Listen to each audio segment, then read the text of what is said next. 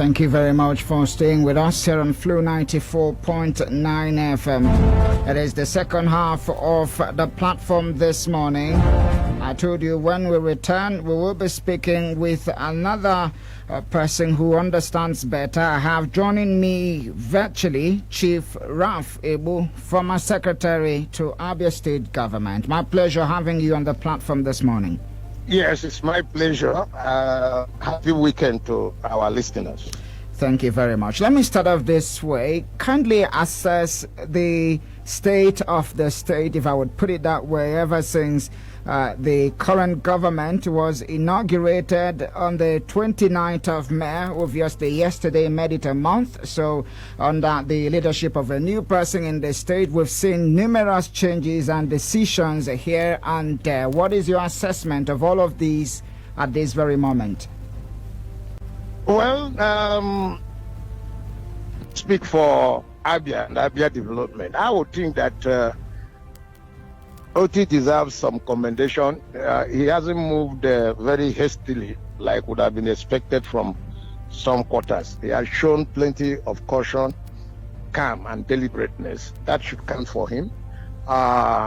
He spoke about cleaning the table by way of change, and you remember that for some of those who ply the roads, we found some degree of fresh air. The activities of doubts and so on has been removed to our relief. That is good, even though it ought to be done far more in an institutionalized manner. The resting of bugs should be professionally done, gather them, find them alternative, agree with them. But so far so good, they have cleared some of the points, especially those of us who move around Oluoha and Aba. So that should count for him. Just this was it beginning 2 days ago or so. I'm always in the middle, and one of the things people have heard against him is not against him. The expectation has been salary and prompt payment. He did promise, because some of us wrote it down, that from June 28th every month salaries will drop. What I'm not clear about is whether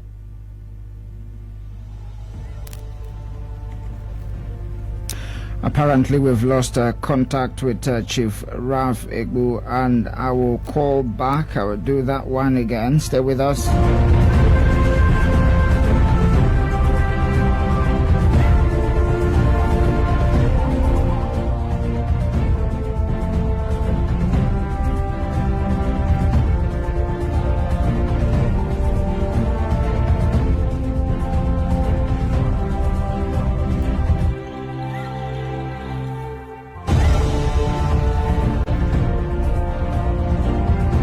so. He has paid. What I don't have machinery to ascertain whether every civil service block has received, but the truth is he has started. So we must encourage him and clap for him. The benefit of paying workers at the right time cannot be overplayed. Some call it routine. I am one of those who call it routine. But when you put money in the hands of people, you increase their expenditure ability. That means there will be what we call income distribution. People can purchase. They have higher purchasing power. So I clap for him. There is a big, is it Alexia or something in the air? People are happy and relaxed. I have one or two civil servants around me. They have been able to buy me some of the things I like eating from the streets, which they couldn't do for some time now, and they are happy. So I hope that joy continues. It's a credit to them. Fascinating, Chief. Let's go this very direction, more like a reaction to one of the statements credited to the Chief Press Secretary to the Governor as at yesterday, which has demanded the suspension of the head of service and all permanent secretaries in the state civil service, bar 2, John Pedro Irakazi and Mrs. Uji Uche Ikone, both are of the Clerk of the House and Solicitor General, respectively. What would you describe this approach as? Do you think it's a knee-jerk one, or you think it is a suspension spree embarked upon by the state government? Well, if you give and then give proper interpretation to the reconfiguration in power equation. It is expected. When you get to the position of permanent secretary, somehow, the issue of political considerations come. That is the commanding height. The real height for civil service, this in is directorship. And when you step above the other side, you can be susceptible to political vagaries. So nothing terribly unusual, especially under an atmosphere of inquest. Under that, you will expect that political heads will come under the furnace. So whether after the inquest and there are successful ones who go through and they could come back, that is a different ball game. I can't read the governor's mindset. Nothing very unusual. In an atmosphere of change, political heads should expect what we are seeing. And that is why when we call for change, we too who call for change must define what we want. When you say change will affect the equilibrium. It will create certain new paradigms. And those are the commanding heights of administration will not generally be targets, not necessarily victims. So he has said they are suspended so that he can have an atmosphere to look into the books. I have been in public office. There is nothing wrong. First, with saying come and account for what you did with public trust. It's very important. Whenever any of us step into that office, including those who are there now and those who will come, first thing you should know is that even by those who bring you into power, the governor that is appointing you, the expectation is that he can query you at any time. So when they appoint you member of cabinet, when they appoint you permanent secretary, when they appoint you special assistant, the first step, first realization should be that even 2 days after, 3 days after, you can be called to give accountability. Accountability is one of the first three pillars of any democracy or democratic setting, including bureaucratic setup. So there is nothing unusual if the intentions are not.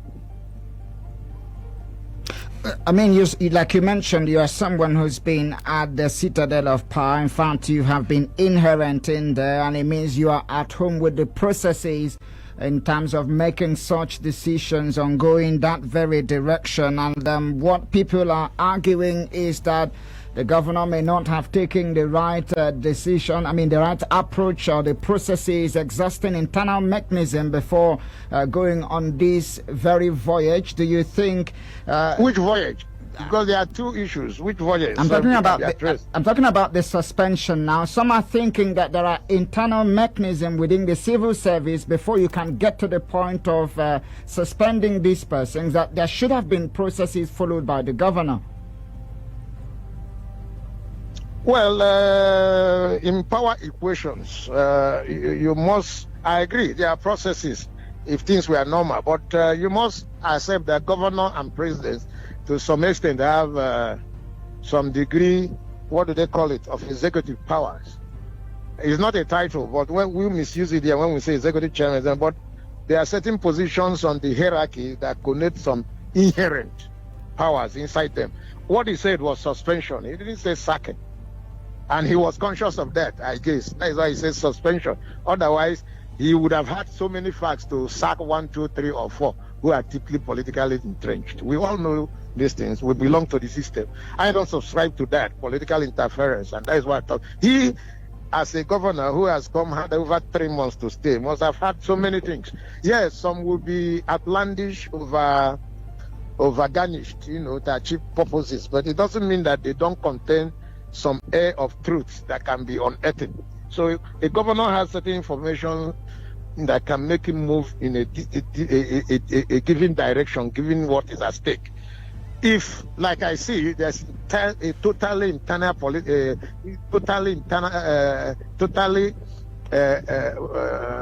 political change, it's definitely certain things will be expected.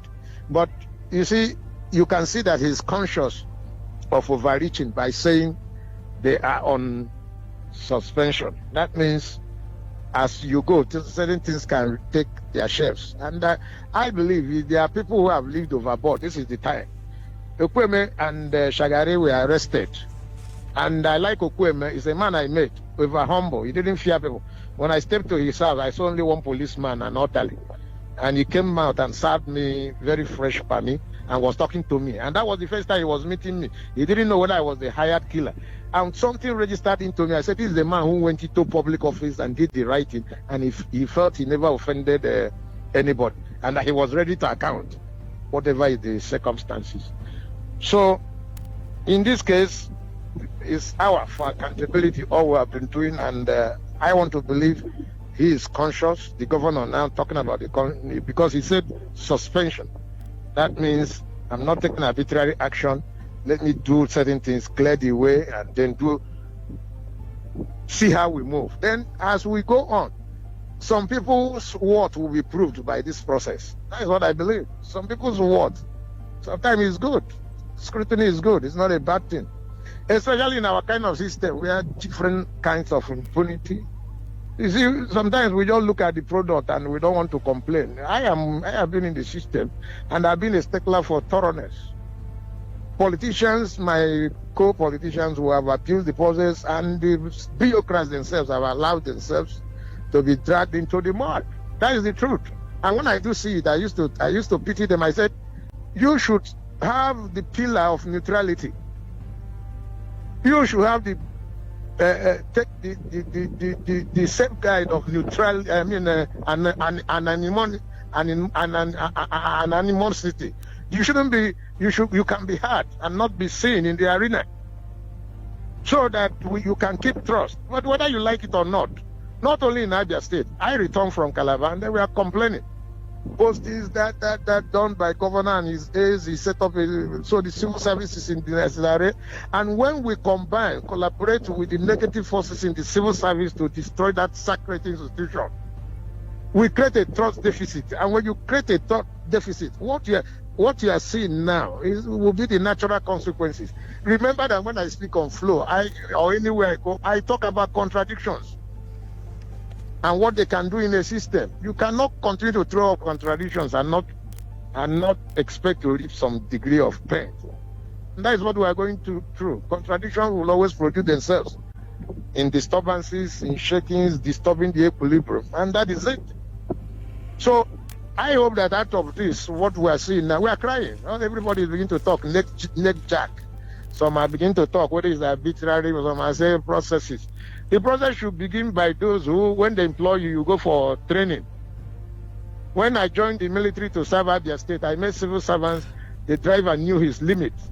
The driver will not stay where his organ stays. Once he parks his car, you go to him, he wouldn't talk. Do whatever you like, he won't talk. He knows when to arrive. You've mentioned something of interest, and let me ask you before I open up the phone lines. You mentioned training, and I had asked my earlier guest about the essence of training and retraining. And he said it was very key to achieving the objectives of the government in the long run. What do you make of it? Is it something you think the government should imbibe, that from time to time there would be that get-together to perhaps scrutinize and assess them and just give them what they need to perform the job, the tools? We are not going to reinvent the wheel. It's just all of us, whether you are going for leadership position, be ready to do the right thing. You don't even need to create new laws. Bordering Abia State House to create new laws. The laws guiding the civil service is clear. Why are they not throwing employment of people open? Before, the civil service used to be a bastion for the best. You want to employ a clerk, you subject them to, you make a public announcement, put it on the radio and newspapers. Children of the poor and everyone who wants to go, actually desires to go up, will apply. Then authoritatively and through process, professionally, you shortlist. And when you shortlist, you publish. And when you publish, then you subject them to some form of written and then oral interview, so that we can see who you are. And then you bring them into service. And then you begin to see that from gatemen, people behave. From drivers, people behave. From the typists, people behave. And when we say, then you put them through a process for growth. If you're not good, you can't write memos, your English is not well, people will question how you came in the first place. But those problems will be minimal if we follow the processes. But all of us, about the process, we get the same employment, we rush, bamboozle whoever is there, another political head in some of civil service situation, plus political bureaucrats all of us are struggling to bring our brothers, whether they pass well or not. And then in promotion, you see somebody that should climb gradually and show by ability. We thrust them forward. Some say it's command promotion. Some will get 5 times command promotions. I mean, I don't support that. Obviously, it's a systemic problem. There should be merit system. And when you see a permanent secretary go, what I see sometimes, I laugh. You see head of service and you don't think, you put him outside somewhere and they tell you this is head of service. People will begin to... Head of service should be an embodiment of everything. You look at the look, you look at the comportment, you look at the name alone will tell you this is head of service to superintend across an institution of that kind. But we have bastardized it. Okay, people, Chief.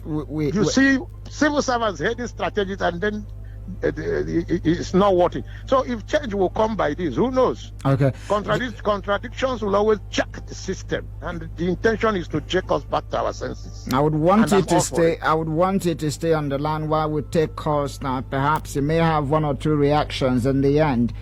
The phone lines are ajar now. 080818269949 or 0811-605-2949. You've been listening. Call us. Tell us your own take in all of this. Good morning. Good morning. Morning. Excellent. Yes. Excellent. Go ahead. What Alessio to do is the right thing. Yes, you cannot buy food for another man's soup. That is his own way to sanitize. Sanitize this at their state, but many things have happened. Last Egbu has spoken well. Yes. Unlike him, he has spoken well. But all I know is that I wouldn't like us to employ them in anything. All those people that have served for years, including the last Egbu, please let's now avoid them. Well, I would not accept you mentioning names. Like, it's imperative you just go ahead, share your thoughts, but do not aim a dig or mention anyone's name. Thank you very much for obliging. Good morning. Good morning. Go ahead. Please, I'm very happy for your program this morning. I appreciate Chief Egbu. He knows the civil service even more than the other person that spoke about it. See, the civil service ends in directorship. Then, my name is Fortune from Iguano. Then, Permanent Secretary is a political appointment. Head of service is a political appointment. So the governor has the right to do whatever he wants to do with any political appointment. So that is just the simple truth. We are expecting the same thing in the local government system, where the head of service becomes the lord of the local government. They are the ones that is causing problem in the local government. We are expecting the governor to also come there. Okay, thank you very much. The whole system. Thank you for your own take this morning. Thank you. Thank you. So we could give others a chance. Good morning. Good morning, Wizzy. Name and location. Go ahead. Who's the man? Not the name. I'm calling from Mumbai. Good morning to our guest. I don't know whether he's still listening to us. Hello? Just go ahead. Go ahead, I'm with you. Okay. I don't know. I still believe that the ball bounce back at the governor of the state, who is the chief security and chief civil servant in the state. You don't tell me that the permanent secretaries, that there are some people that have 35 years in service to give in, will just be suspended like that, and people are trying to applaud it. If there's anyone, if there are many of them that have issue, identify those people and suspend them. It's not enough coming because it's a new government. The civil servants are just like barracks. Why politicians are just like this thing, military. They come and go, but the barracks remain the same. This government will still come and go. The former president today will remain president today will remain former president tomorrow, and a governor today will remain former governor today. If peradventure, look at what happened in the Ministry of Health when a special advisor suspended a director of an administration, and people are clapping him because it's a new government. Things are not supposed to be. So if peradventure that I believe that what is going on there, the civil servants, they are not pure enough, or some of them they've signed their hands in one way or the other. Okay, wrap up your thoughts now, Hussein Anode, so we could entertain further calls. Thank you very much. Identify those people and deal with them. Okay. Clearly, not generalizing everything. Thank you, Hussein Anode. Thank you. Thank you very much. Last call this morning. Good morning. Hello, good morning, sir. Your name and location. Thank you. My presenter is Mr. Chijoke from Benderot. Quickly, go ahead. Thank you. I want to start by saying that on issue of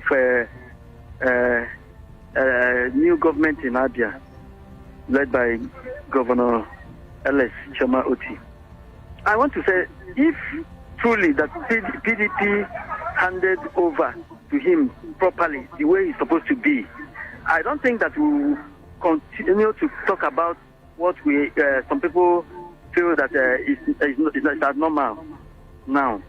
Because during the handover, I believe the former governor is supposed to come to the stadium and tell Abians, look at what I am handing over to the new governor, or his deputy, or even chief of staff. But none of them were seen. And since then, Dr. L.S. has been complaining that nobody handed over to him the way it's supposed to be. So I am saying generally, whatever thing Dr. L.S. can do to give Abia results, I believe he knows what to do. And Abians should give him time and let him do the right thing. Because I know he... Thank you very much. Time is of essence. Now, let me look at the comments on Facebook. Here is Elvis says, Dr. Alex Oti's administration is destined to flourish and prosper beyond ordinary human imagination if only he will shun partisan and one-sided kind of politics. Probing the appointees of the past administration is actually not a bad idea, but it's advisable he also focus and concentrate on delivering credible and dividends of democracy to Abians. I would let the others fly. That of Chinedu Mokafo says the essence of governance is the people. Whatever it will take this administration to deliver the best dividends of democracy to Abians should be done. Every policy and reform should be targeted to putting food on the table of the common man. And he says civil service reform has been long overdue and they need to thoroughly look at all of that and set the record straight. I'm back to you now, Chief Rafe. 1 minute. What do you have to tell the governor as he continues to rejig the architecture of the state, perhaps towards attaining the set goal of delivering dividend of democracy to Abians? Well, his intentions are noble. Those ones are clear and established. The focus should be verifiable democratic dividends. That is the focus. He has spoken about road infrastructure, urban renewal, waste disposal, and education rejigging and so on. That should be the focus. All these ones are minimal. That's my advice, and I'm being very honest. It's about Abia, not about me. I've had my time. Focus should be performance. Okay. That is where we are. Thank you very much, Chief Raf Egbu, former Secretary to Abia State Government, for coming on the platform this morning. I duly appreciate it. Let me equally appreciate Sir Chimdi Oluoha, retired Permanent Secretary, who spoke to us earlier on. And let me equally thank Charles and Stanko behind the visuals on Facebook. Thank you, Stephanie. Thank you, Ginika Oluoha, including my producer, Samson Eze. Let's do this again, same time, same station, next week, although it will make a return by Monday, same time, 10 a.m. Until then, continue to have a fantastic weekend, and God bless you. Let's make Abia great.